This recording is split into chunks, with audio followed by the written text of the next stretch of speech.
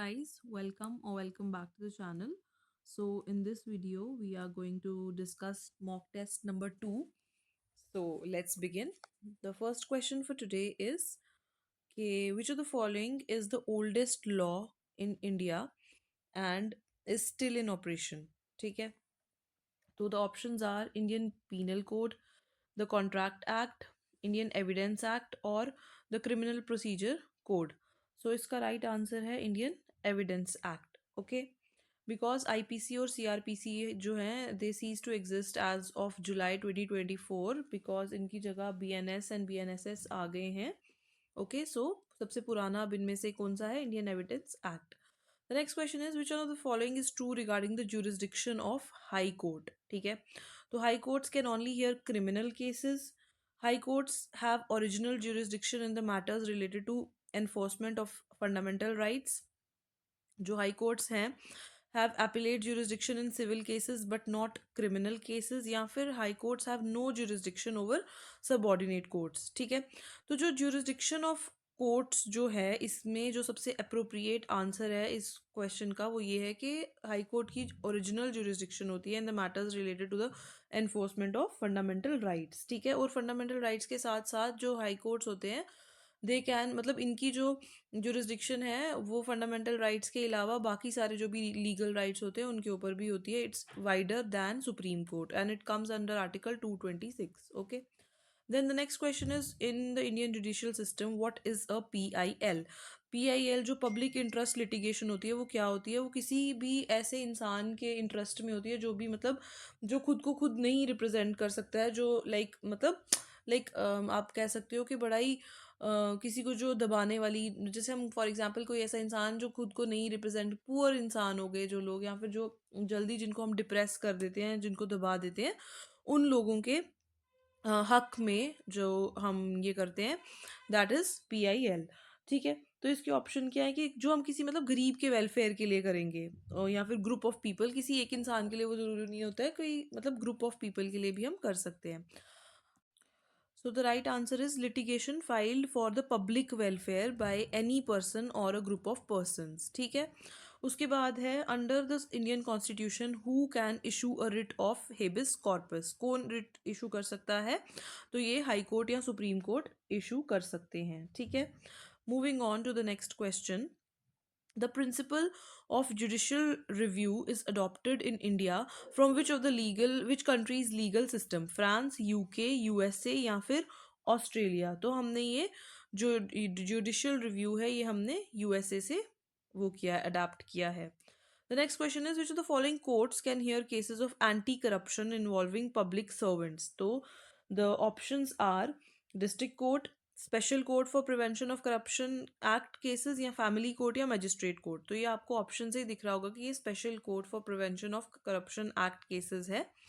The next is in the context of Indian judicial system what does contempt of court refer to? कि मतलब court ने कोई order दिया है आपको कि जैसे आप यहाँ जम्मू को छोड़ के नहीं जा सकते हो और आप चले जाओ, तो उसको कहते हैं कंटेम्प्ट ऑफ कोर्ट. ठीक है, कि जिससे जो है आप कोर्ट की जो भी प्रोसीडिंग्स या कोर्ट ने जो आपका फैसला सुनाया है उसकी जो डिग्निटी है उस पर कोई वो आए, असर आए. ठीक है, उसके बाद the next question is, in a civil case, ठीक है, what is the term used for the party who initiates the case? तो वो होता है प्लांटिफ. जो जिसके खिलाफ होती है वो होता है अपने अपने आप को डिफेंड करने वाला डिफेंडेंट. ठीक है, उसके बाद which law governs the registration of marriages in India?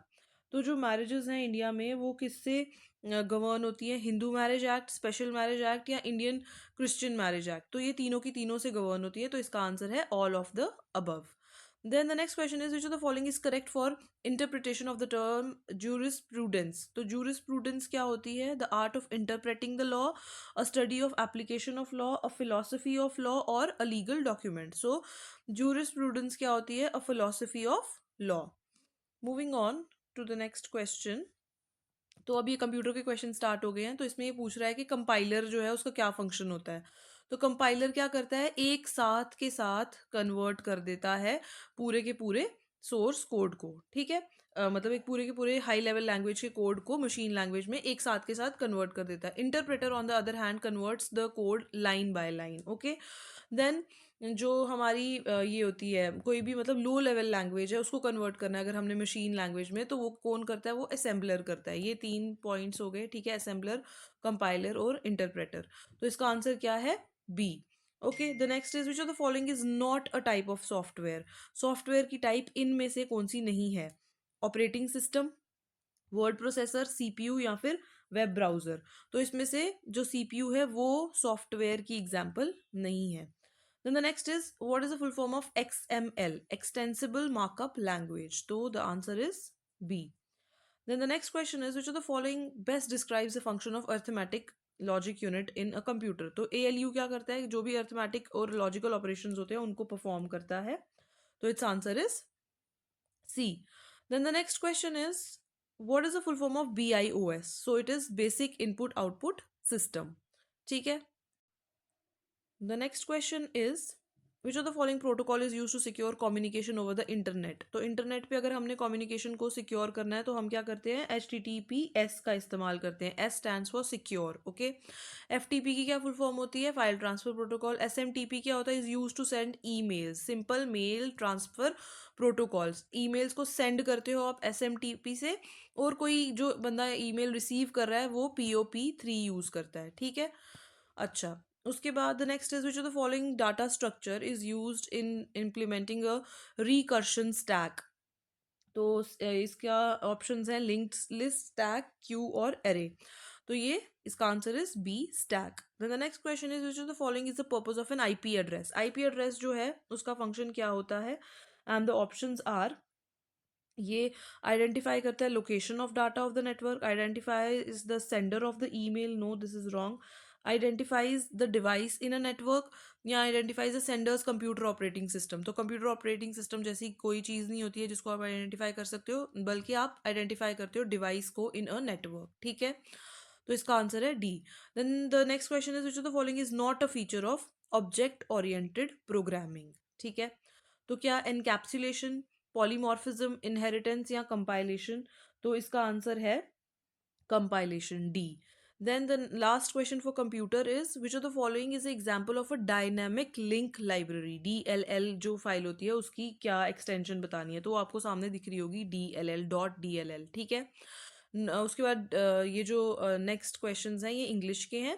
The first question is के चूज करो करेक्ट वर्ड को जो इसके सेंटेंस का मीनिंग कंप्लीट करता हो. The question is as follows, the जज dash the case for further examination.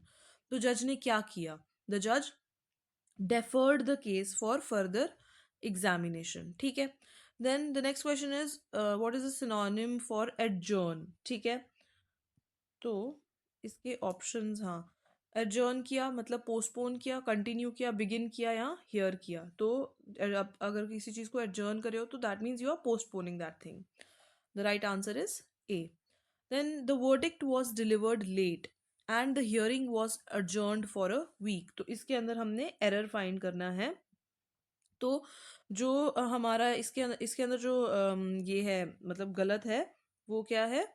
adjourned. ठीक है. the verdict was delivered late and the hearing was adjourned for the week. ठीक है. then the next is, the lawyers dash presented their case in the court. the lawyers हैं तो lawyers के साथ क्या आएगा? have आएगा, क्योंकि ये plural की बात हो रही है, ज़्यादा लोगों की बात हो रही है, तो the lawyers have. Moving on to the next question, reject का एंटोनिम बताओ. ठीक है. अप्रूव. ठीक है. किसी इंसान को अगर आप रिजेक्ट कर रहे हो that means you are denying और रिफ्यूजिंग, सो उसका एंटोनिम हो गया approve. The right answer is A. Then the court dash the evidence submitted by the defense team. The court accepts, accepted, accepting or accept. So the court accepted. The next is, इसका passive voice बताओ. The जज pronounce the verdict. तो passive voice में क्या होता है? आप tense change नहीं करते हो. अगर वो सिंपल पास्ट में है तो आप उसको पास्ट परफेक्ट बना देते हो.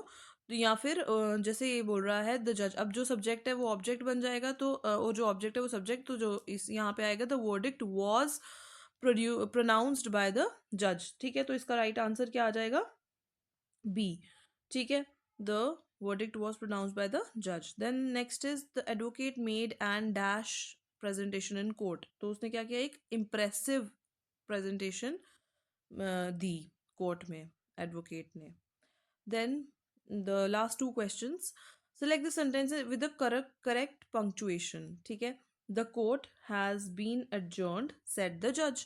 तो यहाँ पे जो कॉमा यूज होगा वो सही कहाँ पे यूज हुआ है, इसके बाद. The court has been adjourned, ठीक है, कॉमा, थोड़ा पॉज लेके said the judge. ठीक है. Then the last question is, the lawyer made sure that all dash were in order before the trial. The lawyer made sure that all the documents were in order before the trial. Okay. तो one question from my side is, जो वो court related terminologies हैं उसमें से कि आप ये बताओ कि जो जे के हाई कोर्ट है वो कब एस्टेब्लिश हुआ था और when it came into force. Okay. In which year. ठीक है. That's it. Thank you so much.